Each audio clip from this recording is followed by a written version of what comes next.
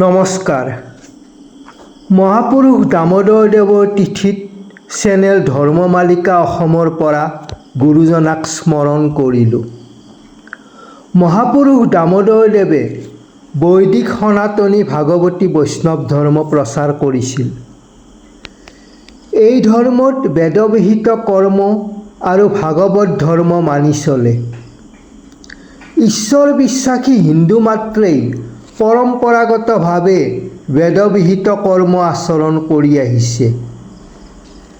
বেদক লৈয়ে বৈদিক ধৰ্মশাস্ত্ৰসমূহ সৃষ্টি হৈছে। ঋগ্বেদৰ একংশত তত্ত্বই উপনিষদ, পুৰাণ, গীতা ভাগৱতত পৰম ব্ৰহ্ম, নাৰায়ণ, বিষ্ণু, কৃষ্ণ, বাসুদেৱ আদি নামেৰে পূজিত হৈছে। মহাপুৰুষ দামোদৰদেৱৰ ধৰ্মত বিষ্ণু কৃষ্ণকেই মূল উপাস্য ভগৱান ৰূপে পূজা কৰা হয়। বিষ্ণু কৃষ্ণই সনাতন পৰম ব্ৰহ্ম। সৰ্বত্ৰ সৰ্বকাল বিদ্যমান সনাতনঃ। সকলো স্থানত সকলো কালত যি বিদ্যমান সেয়ে সনাতন ব্ৰহ্ম। জন্মাদি য়স্য য়তঃ, য'ৰ পৰা এই জগতৰ সৃষ্টি, স্থিতি আৰু প্ৰলয় ঘটিছে সেইজনেই ব্ৰহ্ম। মহাপুৰুষ দামোদৰদেৱৰ ধৰ্মত বেদৰ প্ৰবৃত্তি আৰু নিবৃত্তি মাৰ্গৰ দ্বাৰা ভগৱানৰ কৃপা লাভ কৰিব পাৰি। যিসকলে নিবৃত্তি মাৰ্গ ধৰিবলৈ অপাৰগ তেওঁলোকৰ পক্ষে প্ৰবৃত্তি মাৰ্গ উপযোগী। সংসাৰী লোকৰ কাৰণে প্ৰবৃত্তি মাৰ্গ উপযোগী। ভাগৱত ধৰ্ম অৰ্থাৎ কৰ্মযোগ, জ্ঞানযোগ আৰু ভক্তিযোগৰ দ্বাৰা ভগৱানৰ প্ৰকৃত স্বৰূপ উপলব্ধি কৰিব পাৰি। কৰ্মযোগৰ দ্বাৰা জ্ঞানযোগ সিদ্ধ হয়। ভক্তি কৰ্মাত্মক আৰু জ্ঞানাত্মক।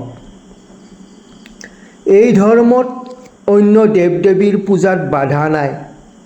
পঞ্চদেৱতাৰ পূজা বিধি আছে। আদিত্যং গণনাথঞ্চ দেৱীং ৰুদ্ৰঞ্চ কেশৱম পঞ্চদৈৱতমিত্যুক্তং সৰ্বকালেষু পূজয়েৎ।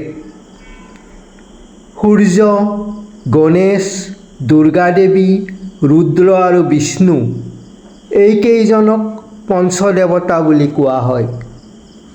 এইকেইজনক সকলো কালতে পূজা কৰিব লাগে। পঞ্চদেৱতা এক পৰমেশ্বৰৰ বিভিন্ন নাম। ঋগ্বেদত আছে একাংশদ বিপ্ৰাহ বহুধা বদন্তি। এজন পৰম ব্ৰহ্মক মেধাৱীসকলে বহু ধৰণে বহু নামেৰে স্তুতি মিনতি কৰে। সনাতন ধৰ্মত এজন পৰমেশ্বৰেই পঞ্চদেৱতাৰ নামৰূপ আকাৰত পূজিত হয়। পঞ্চদেৱতাৰ নাম অনুযায়ী সমাজত 5 প্ৰকাৰৰ সম্প্ৰদায়ৰ সৃষ্টি হৈছে: সৌৰ, গাণপত্য, শাক্ত, শৈৱ আৰু বৈষ্ণৱ। পঞ্চদেৱতাৰ পূজা কৰিহে মূল পূজা কৰা হয়।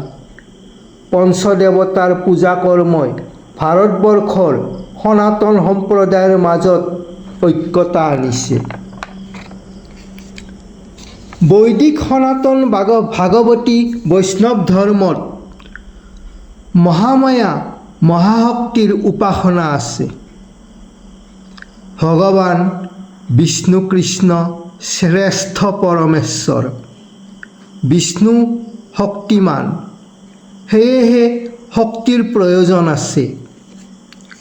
শক্তি অবিহনে একো কৰিব নোৱাৰি। শক্তি আৰু শক্তিমানৰ ভেদ নাথাকে। শক্তি শক্তিমতৰ অভেদঃ।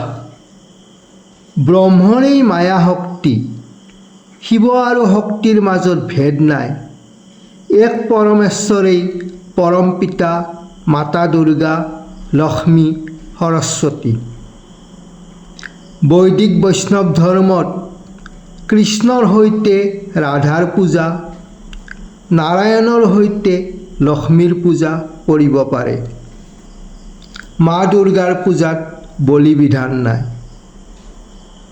ভগৱান নিৰাকাৰ, সৰ্বব্যাপী, সৰ্বময়। অধিকাৰী ভেদে ভক্ত সাধকৰ হিতৰ নিমিত্তে মহৰ্ষিসকলে ভগৱানৰ নানাবিধ ৰূপৰ কল্পনা কৰিছে। সাধকানাং হিতাৰ্থায় ব্ৰহ্মণ ৰূপকল্পনা। মহাপুৰুষ দামোদৰদেৱৰ ধৰ্মত সাকাৰ প্ৰতিমা আদি নিৰ্মাণ কৰি একান্ত ভক্তিভাৱে পূজা অৰ্চনা কৰিলে অৱশেষত ভগৱানৰ কৃপা লাভ কৰিব পাৰি।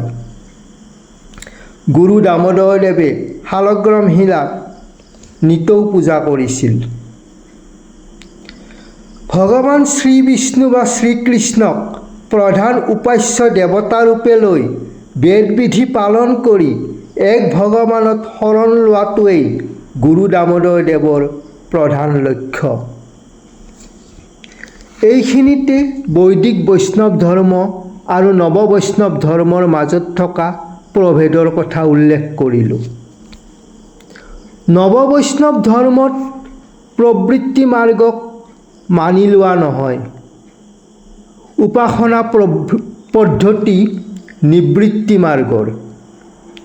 নৱ বৈষ্ণৱ ধৰ্মত মূৰ্তি পূজা নাই, কৃষ্ণৰ সৈতে ৰাধাৰ পূজা নাই, অন্য দেৱ দেৱীৰ পূজা নাই, সংস্কৃত মন্ত্ৰ উচ্চাৰণৰ মান্যতা নাই।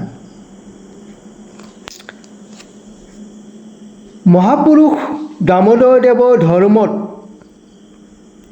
ভগৱানৰ সাকাৰ মূৰ্তিত বৈদিক পূজা মন্ত্ৰ বিধিৰ লগতে ভাগৱতৰ নৱবিধ ভক্তি, অৰ্চন, বন্দন, পাদসেৱন আদি কৰা হয়। ধৰ্মীয় উৎসৱ অনুষ্ঠানত বৈদিক পূজা কৰ্মৰ লগতে ভাগৱত পাঠ, নাম কীৰ্তনো কৰা হয়। মানৱ জীৱনৰ গৰ্ভ সংস্কাৰ, জাতকৰ্মৰ পৰা মৃতকৰ কৰ্মলৈকে সকলোবোৰ সংস্কাৰ কৰ্ম বেদৰ নিয়ম মতে কৰা হয়। শ্ৰাদ্ধ পিণ্ডত বৈদিক কৰ্মৰ লগতে গীতা ভাগৱত পাঠ আৰু নাম কীৰ্তন কৰা হয়। বৈদিক আচাৰেই পৰম ধৰ্ম। সত্ৰ গুৰু পুৰোহিতৰ বৈদিক বিধি ব্যৱস্থা মানি লৈ সমাজ সুন্দৰভাৱে শান্তিৰে চলি থাকে। ভক্ষ অভক্ষৰ বিচাৰ আছে। দায় অপকৰ্ম কৰিলে প্ৰায়শ্চিত্ত হ'ব লাগিব। অখোজ পালনৰ নিয়ম আছে, মুণ্ডন কৰ্ম আছে। পূৰ্ণিমা, একাদশী, অমাৱস্যা আদি তিথি মানি চলাৰ নিয়ম আছে। মালা তিলক ধাৰণো কৰিব পাৰে। সংস্কৃত ভাষাৰ মন্ত্ৰ শক্তিত আস্থা, তীৰ্থ দৰ্শনত আস্থা, ব্ৰত পালন আদি বৈদিক নীতিসমূহ মানি চলা হয়। বেদত বিশ্বাস, শৰণ আৰু দীক্ষা, নিত্য নৈমিত্তিক কৰ্ম আচৰণৰ দ্বাৰা ভগৱানক পোৱা যায়। মহাপুৰুষ দামোদৰদেৱৰ তিথি উপলক্ষে কৰা মোৰ এই ধৰ্ম আলোচনাৰ চেষ্টাত কিবা দোষ থাকিলে ক্ষমা কৰিব, কমেণ্ট কৰিব। ধন্যবাদ।